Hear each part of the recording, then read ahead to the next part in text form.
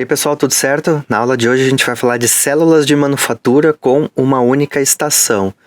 Nessa primeira parte a gente vai fazer uma definição do que é uma célula com uma única estação.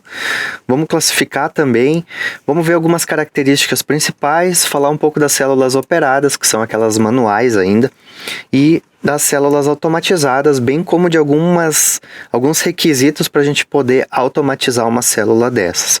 A gente vai falar também do subsistema de armazenamento, que é um dos componentes aí para a gente poder automatizar uma célula. Também vamos falar aí de aplicações e da análise do número de estações necessárias para atender a demanda na próxima parte dessa aula.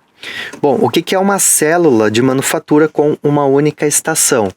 É um dos sistemas mais comuns na indústria, principalmente no setor metal mecânico. Qual é a grande característica de uma célula de uma única estação? Elas operam de maneira independente de outras estações. Então pensem assim, numa empresa pequena aí que tem 4 ou 5 operadores, 4 ou 5 colaboradores. Cada colaborador trabalha com uma determinada máquina aqui. Um faz fresagem, outro faz usinagem, outro faz furação, outro faz pintura. Cada um faz ali as suas atividades.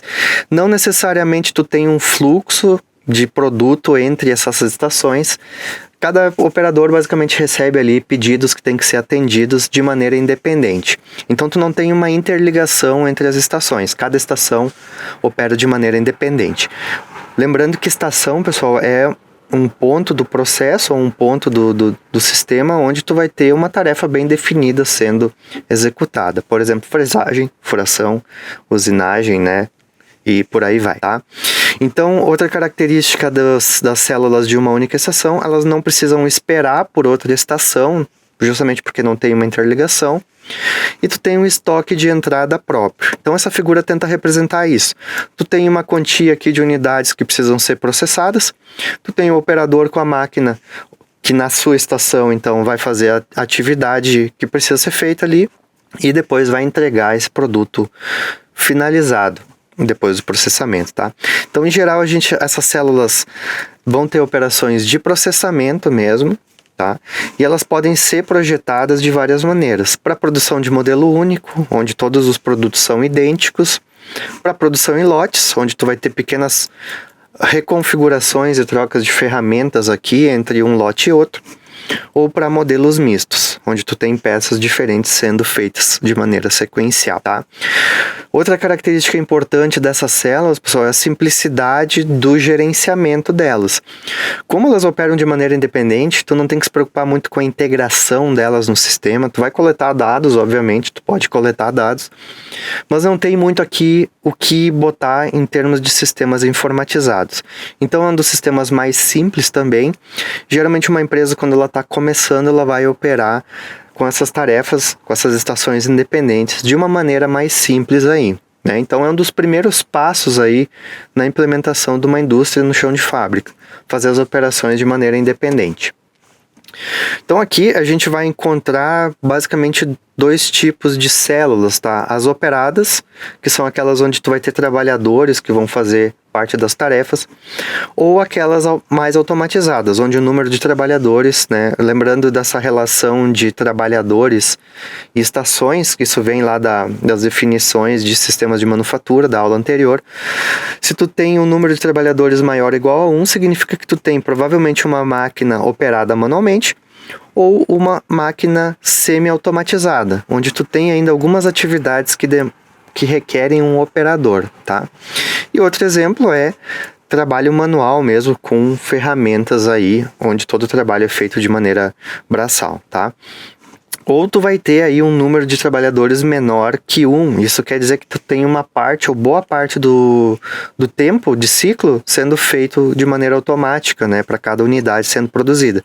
E aí tu tem as máquinas completamente automatizadas aqui. Vamos falar de alguns exemplos, então, dessas células, tá? Com uma estação. As células operadas são aquelas que realmente vai ter um operador que vai estar em contato ali com as ferramentas e com o produto, tá? Então, nas células operadas, a gente tem a dependência da intervenção de um operador no processo, que vai mexer no processo. E os exemplos aqui nas figuras do lado, então. O trabalhador operando uma máquina ferramenta, então ele carrega e descarrega as peças, e opera manualmente essa máquina. Tu tem também a opção de ter um trabalhador operando uma máquina semi-automatizada, como um CNC, onde ele vai carregar e descarregar as peças, iniciar o ciclo, fazer ali a programação ou algum ajuste na programação. E depois que ele colocou essa peça, fixou e deu start, essa máquina opera durante um tempo ali sem intervenção, enquanto está fazendo a usinagem, tá? E outra é, então, o trabalhador usando ferramentas manuais numa estação de trabalho. Então ele pode estar fazendo pequenas montagens ou pode estar fazendo ali pequenas operações de colagem, solda, tudo mais, tá? Então esses são exemplos de células operadas. Por que elas são populares, então? Como eu falei, quando uma indústria está começando as suas operações, em geral, esse vai ser o método mais rápido de implementar, tá? Porque não tem muita integração. Menor capital de investimento, porque tu vai ter a máquina e um espaço ali e um operador, então tu não tem que investir muito para fazer funcionar. É a mais fácil de instalar e operar. Tem baixa manutenção, justamente pela simplicidade. E para baixa produção, ou seja, quando tu está começando a produzir um produto novo no mercado, muitas vezes esse é o que vai ter o menor custo por unidade. Justamente porque tu está começando, tu não quer correr um risco de investir muito num produto que tu nem sabe ainda se vai se consolidar no mercado. Então tu começa ali de uma baixa produção em células únicas ali que vão fazer as operações. E é um dos que mais tem flexibilidade. Então, se tu está atendendo ao mercado externo, se tu tem clientes que te mandam ali projetos de peças em baixas quantidades, esse vai ser também o sistema mais flexível que tu vai ter para essas pequenas quantidades. Outros exemplos de aplicações aí, né? Prensas, fresas, tornos manuais, onde vai ter essa carga e descarga manual aí. Máquinas ferramenta, então, CNCs, como eu comentei anteriormente, onde tu vai ter aí essa parte de tu ter que programar, né, as rotinas que o CNC vai executar para cada família de peça aí, para cada lote. E a montagem manual, aqui a gente vê um exemplo de um trabalhador montando uma PCB, por exemplo, uma placa de circuito impresso, posicionando os componentes, fazendo a soldagem. Então, em geral, são pequenas quantidades de produto. Variações, pessoal. A gente pode encontrar células onde vai ter mais de um operador. Geralmente, quando são peças muito grandes, em geral, tu vai ter mais que um trabalhador na célula para conseguir fazer o manuseio, para conseguir fazer o ajuste, né? Então, peças maiores, em alguns casos, vão ter mais que um trabalhador. O W maior que um, então. E para automatizar, a gente então vai ter alguns pontos aí que a gente pode avaliar para poder fazer a automação de uma célula dessas ou tentar tornar esse processo mais automático. O que é uma célula automatizada com uma única estação? Vai ser uma máquina que consegue operar por longos períodos, mais que um ciclo, sem assistência. Então, quando a gente começa a querer automatizar uma célula dessas, né, o objetivo principal é que ela fique um tempo trabalhando sem assistência. O que a gente vai ganhar com isso? Redução dos custos de trabalho, porque a gente vai liberar esse operador, esse colaborador, para fazer outras tarefas enquanto essa célula está operando. É um sistema mais fácil e barato de implementar em termos de automação, então tu vai partir ali de uma produção mais manual na célula e vai começar a automatizar ela. Tu consegue aumentar um pouco a taxa de produção pelo fato de automatizar. E é o primeiro passo, então, para tu começar a fazer uma integração num sistema mais complexo. Por exemplo, uma linha ou uma célula de máquinas, tá? E o trabalho, no caso aqui, vai ser básico para fazer o atendimento periódico dessa máquina. Então, olha só, essa figura tenta representar isso aí, né? Tu vai ter um sistema de armazenamento, um subsistema de armazenamento com peças a serem processadas, uma máquina ou uma estação que já tem incluído um sistema de manuseio, por exemplo, aqui um braço robótico, e uma estação de saída onde ele vai acumular o produto finalizado. Aqui a gente tem mais um exemplo disso. Vocês podem ver que tem se eu não me engano, aqui é um torno CNC. Aqui também tem uma estação de manuseio e troca de ferramentas, tá? Muitas vezes. E esse braço robótico, posicionado bem no meio aqui do espaço, ele vai ter a capacidade de fazer, então, ou segurar essa peça enquanto ela está sendo usinada, e também, eventualmente, trocar alguma ferramenta do torno, né, quando necessário. E vocês podem ver aqui que está o sistema de armazenamento, bem simples, né? Um pallet com algumas unidades em cima, mas esse braço consegue pegar essas unidades e fazer o manuseio e eventualmente trocar de ferramenta se necessário, tá? Então, essa seria uma célula automática com um manipulador. E o que a gente pode encontrar também, que é um dos sistemas com variações, é o agrupamento de máquinas.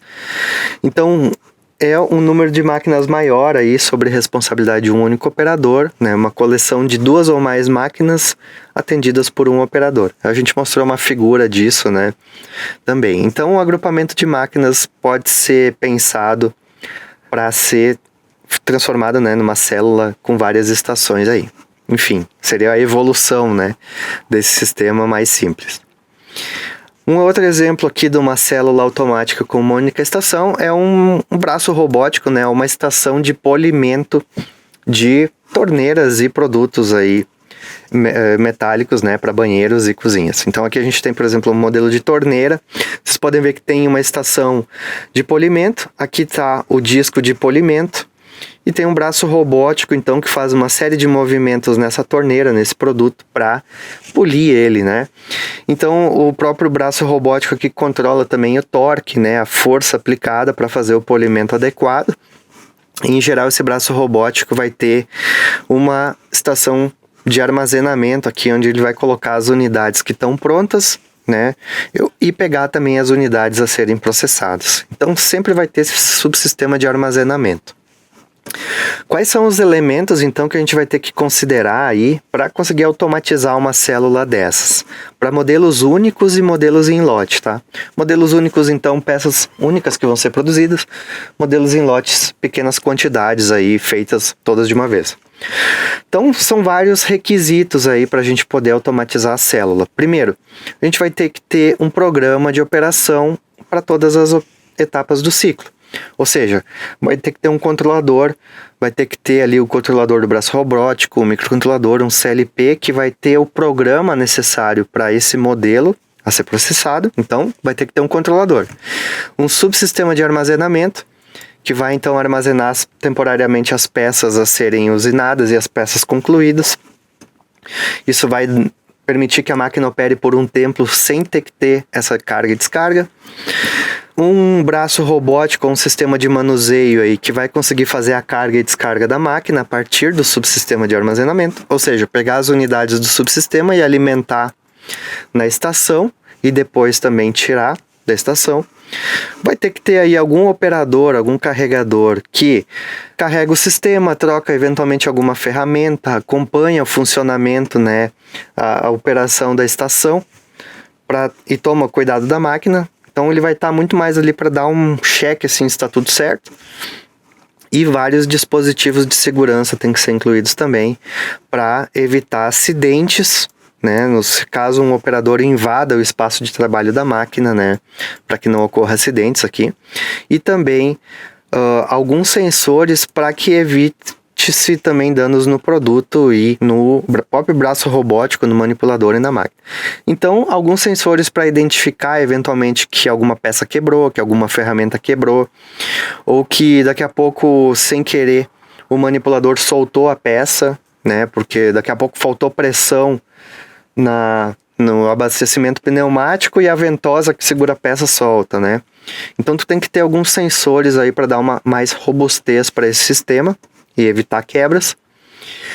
E caso tu tenha modelos mistos, ou seja, uma estação que consiga lidar com variações nos produtos, tu vai ter que ter mais algumas coisas aí incluídas. Primeiro é algum tipo de identificador da unidade de trabalho, né, da peça, ou seja. Então, identificar através do código de barras, ou QR Code, ou um sensor que reconheça as peças por sua característica. Então, se chegarem peças diferentes, né, ele consegue identificar a peça de alguma maneira, recarrega o programa, então, ou adapta o programa de acordo com aquela peça, com aquele código que vem, né, da unidade de trabalho. Então, tu tem que ter uma reprogramação ou um programa com diversas variações, né, várias receitas, digamos assim. E também alguns mecanismos para troca rápida de ferramentas aqui e ajuste no setup físico, né?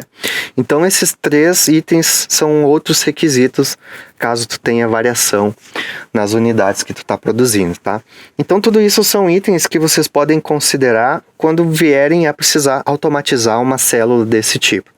Vai considerar ali todos esses critérios, definir aqueles que são prioritários, né, ou seriam os mais relevantes, que vão causar mais impacto também, e aí fazer um investimento, então, em aplicar essas tecnologias que vão conseguir melhorar, né, ou tornar, então, essa operação da célula mais automática, beleza? Sobre o subsistema de armazenamento, pessoal, então é aquele sistema que vai ter ali uma quantidade de peças a serem processadas, a célula vai fazer as operações de processamento e vai entregar esse produto finalizado. Então, em geral, a gente vai dimensionar o tamanho desse subsistema, a capacidade dele, para que essa célula opere durante um determinado tempo aí, sem intervenção, ou com o mínimo de intervenção aí do operador, tá? Então a gente pode definir aqui alguns critérios, tá? E algumas equações básicas aí que vão definir como é que a gente pode calcular o tamanho desse subsistema. Então olha só, NP aqui seria a capacidade, a quantidade de peças que cabe nesse subsistema. A gente tem aí também o tempo de ciclo para uma determinada peça, que é mantida no subsistema. Aqui a gente pode considerar o tempo de ciclo diferente para cada unidade, ou um tempo igual para cada unidade. A gente tem também o T, que representa o tempo de operação sem atenção, então, de um operador, que pode ser, então, um turno inteiro, 8 horas, 24 horas, uma semana inteira, né? Então, é o tempo que a gente almeja que esse sistema, ou que essa célula funcione sem intervenção. Então, por exemplo, tu pode botar lá uma quantidade no subsistema de armazenamento para que ele fique o dia inteiro, ou uma semana inteira, sem precisar de um operador, né? E aí, caso tu tenha tempos iguais para todas as peças, né? Ou seja, o tempo de ciclo aqui é igual para todas as peças, tu só considera o tempo de ciclo de uma determinada peça. Então, olha só, o tempo de operação sem atenção vai ser a capacidade do sistema vezes o tempo de ciclo desse sistema, né? Porque isso vai te dar o tempo que vai levar para processar todas essas peças aqui. Então, olha só, o T, ou o tempo total, né, de operação sem atenção, é o somatório dos tempos de ciclo de todas as peças, vezes, né, a quantidade de peças. Então, tu tem aqui um caso para tempo de ciclo igual para todas, e essa fórmula de somatório é caso tu tenha tempos diferentes para esses ciclos, beleza? Então, tu tem que conhecer aproximadamente quanto leva o tempo de ciclo aí para as peças que vão ser processadas, ou para o caso geral. E qual é o nosso objetivo aí para definir a capacidade do subsistema? Bom, tem vários objetivos. Tu pode fazer com que o tempo de processamento total aí, ele tenha um intervalo fixo, que permite então que o operador atenda várias máquinas. Então, por exemplo, tu vai dimensionar para cada 2 horas, né, ter que fazer um reabastecimento desse subsistema, que é o tempo que leva para o operador fazer outras tarefas em outras estações daqui a pouco. Outro objetivo é que tu tenha um tempo entre mudanças de ferramentas para o tempo ocioso da máquina, né, para compensar isso. Então, tem a ver muito com o setup, essa parte. Ou tu vai fazer para que tenha um turno completo de trabalho, que vai fazer daqui a pouco com que o operador venha só no começo ali do turno e no final do turno recolher então esse produto finalizado. Então ele carrega no começo do turno, a máquina opera ali, faz várias unidades, né, processa várias unidades e depois ele só vem no final do turno pegar o produto finalizado. Ou tu pode fazer tempos bem maiores, como uma operação noturna sem intervenção, operação com luzes apagadas. Ou seja, no final do turno tu carrega lá o subsistema de armazenamento, dá o start na célula e ela vai ficar operando durante a noite, né, ou durante o fim de semana inteiro. E vai no próximo dia, né, no começo do turno, vai ter o produto finalizado ali para o operador fazer alguma coisa com ele. Então tu pode dimensionar o subsistema de armazenamento para várias horas aí de operação sem intervenção, beleza? Então, mais ou menos essa ideia do subsistema de armazenamento. E olha só, outras coisas interessantes sobre a capacidade de armazenamento mesmo no subsistema. Nós podemos ter alguns tipos de máquina, por exemplo, um CNC aqui, que vai ter então o gabarito, né, ou pallet ou suporte, onde vai estar a peça a ser processada. Aqui representa então a própria operação de torneamento, né, a parte rotacional. Tu tem aqui também um trocador de ferramentas, né, então faz de conta que esse aqui é um CNC que consegue fazer uma troca automática de ferramentas. Ele tem um magazine de ferramentas aqui. E olha só, enquanto ele está operando aqui, ele poderia ter um pallet secundário, aqui um gabarito secundário, onde o operador vai carregar a próxima peça a ser usinada. Então, enquanto ele está usinando uma peça, o operador já está preparando a próxima peça. Quando essa peça que está sendo processada finaliza, ocorre uma troca desse pallet. Então, a peça finalizada vem para aqui a posição onde o operador vai retirar ela, e essa peça que já está pronta para ser processada entra então no torno. Então tu tem uma troca, né, ali de pallets. A gente chama isso de APC, ou trocador automático de pallets. Isso vai dar um ganho, porque tu não vai ter que essa máquina não vai ficar ociosa esperando a carga e descarga, né, por parte do operador. Terminou ali a operação, faz o giro, troca o pallet, e aí tu já tem outra peça a ser usinada enquanto o operador está fazendo a descarga da peça que está pronta. Então tu tem um ganho ali de rendimento. Aqui tem um exemplo também, ó, de um trocador desse. A gente tem uma estação aqui CNC. Você pode ver que tem 2 pallets aqui. Enquanto um pallet está lá dentro da máquina sendo processado, o outro aqui fora está disponível para o operador fazer a troca, né, carregar e descarregar a máquina. Então a máquina está praticamente o tempo todo ocupada, né, enquanto o operador fica fazendo a carga e descarga. Isso vai dar um ganho, né, na capacidade do sistema. Aqui tem outro exemplo também. Tu tem uma máquina CNC que faz uma operação, tu tem um pallet aqui que pode estar sendo operado e uma outra estação aqui, aliás, um outro pallet onde tu pode estar fazendo a carga e descarga e a preparação para a próxima usinagem. Esse pallet entra na máquina e a máquina, né, se desloca, se movimenta aqui entre um pallet e outro para ganhar um tempo, tá, nas operações de usinagem. O que a gente ganha com um trocador automático de pallet? Olha só, se a gente não tem o trocador, pessoal, o tempo de ciclo para cada unidade vai ser o tempo aí de usinagem, né, o tempo que vai levar para fazer toda a usinagem, mais o tempo de serviço do trabalhador fazendo a carga e descarga. Então todo o ciclo vai englobar justamente a usinagem mais a carga e descarga, beleza? Agora, se a gente coloca um trocador automático de pallet, enquanto está ocorrendo a usinagem, está ocorrendo também a carga e descarga no outro pallet, né? Então a gente tem 2 tarefas em paralelo acontecendo, né? 2 tarefas são executadas de maneira simultânea. Então o tempo de ciclo ele muda a fórmula, o jeito de calcular. Ele vai ser o máximo entre o tempo de usinagem ou do tempo de manuseio, né? Porque a tarefa mais longa vai parar ali, né? Ou vai influenciar mais no tempo de ciclo, mas elas estão em paralelo aqui, ó. Então tu tem um ganho, tu não tem mais esse somatório desses 2 termos. Tu tem um máximo entre eles. Então tu reduz o tempo de ciclo e eventualmente tu vai ter um tempozinho aqui de reposicionamento do trocador ali, alguns segundos para fazer o reposicionamento.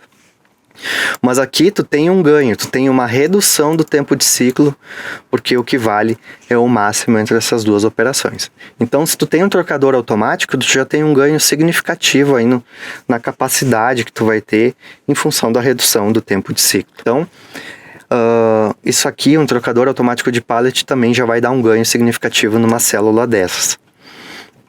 E aqui, ó, tem vários tipos, então, de sistemas com capacidade de armazenamento maior que um, tá? Por exemplo, aqui tu tem a máquina CNC e tu tem um sistema rotativo, né? Então, tu pode colocar várias peças aqui. Tu poderia dimensionar essa quantidade de pallets aqui, né? De acordo com o tempo que tu quer que esse CNC opere sem intervenção, né, durante um dia inteiro, durante uma semana toda. Aqui tem uma capacidade maior, né, com uma esteira e a máquina CNC principal e vários pallets aqui com as unidades prontas ou as unidades a serem processadas. e o CNC vai liberando essas peças e esse sistema de manuseio aqui vai fazendo o gerenciamento, então, de pegar as próximas a serem produzidas. Tu pode ter um sistema circular, eventualmente, caso tu precise fazer uma recirculação dessa peça, ela precisa sofrer mais que uma usinagem, né? Tu pode fazer essa circulação, ou uma mesa indexada, que a gente chama, uma mesa circular, que vai, então, também girar, né, à medida que essas peças vão sendo processadas. E aí tu tem várias cargas e descargas, tu pode eventualmente também definir rotas aqui de saída, né, e entrada. Então tu tem outras possibilidades aí de trocadores automáticos, beleza? Então isso aqui vai dar um ganho significativo na capacidade aí. É isso, então a gente deu uma visão geral aí das células, as células operadas, o que a gente precisa em termos de recursos para automatizar essas células, e também falamos aí dos trocadores automáticos de pallet necessários para a gente conseguir ter um ganho aí na capacidade de produção e reduzir o tempo de carga, a influência do tempo de carga e descarga no tempo de ciclo. Beleza? Então é isso nessa parte da aula.